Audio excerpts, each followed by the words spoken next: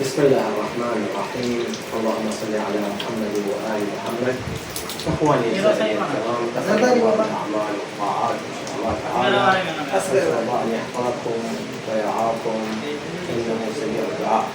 أحبائي، الآن سنشرع في الوضوء وتعليم الوضوء، وكل صلاة واجبة أو مستحبة لا بد لها من الوضوء.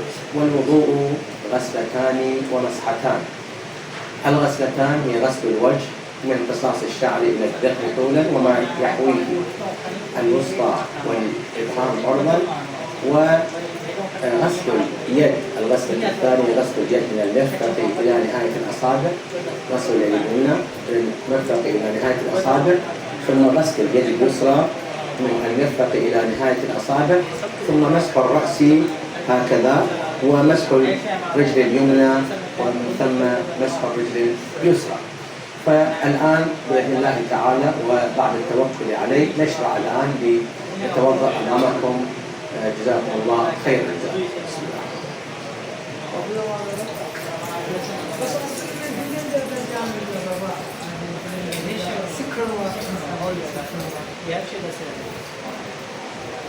هكذا مسح الوجه، تبليغ الماء إلى كل أجزاء الوجه،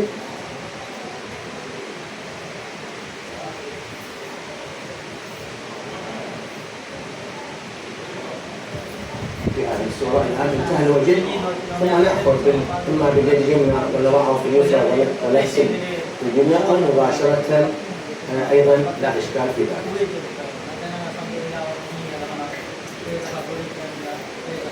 هكذا تبليغ الماء إلى كل أجزاء اليد هكذا.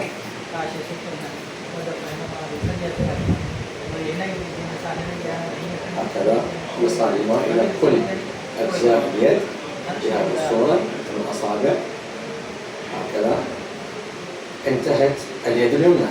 الآن اليد اليسرى نأخذ الماء باليد اليمنى ونضعه هكذا، وأيضا نفس عملية اليد اليمنى هكذا نغسل اليد اليسرى، تبليغ الماء إلى كل أجزاء اليد هكذا بهذه الصورة هذا، ثم إلى نهاية الأصابع بهذه الصورة إلى نهاية الأصابع، ونمسح بين الأصابع ونصبع نحاول أن نوصل إليه الماء بهذه الطريقة، وهي طريقة سهلة جدا.